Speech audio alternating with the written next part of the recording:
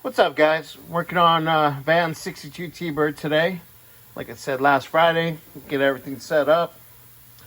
So pull the leaf springs out, got the shocks out, and unbolt the mounts up there. Nice and pretty. Shocks over there. I'll have all that ready to get put in here in a little bit. Got all the bolts out, like I said, even the front ones. Gonna knock these out here and slide it out. Start setting up for new leaf springs.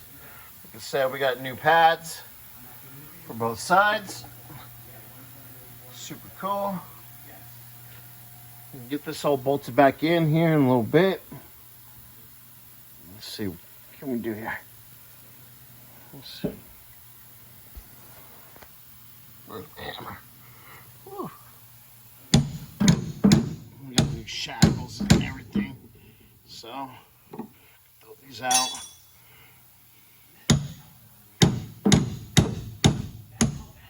So yeah, like I said, there's a bolt up front. Put on that.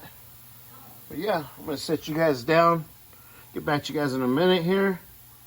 So that way I don't drop anything on top of me. See, I'm laying down right now. All right, guys, get back to you in a few minutes here.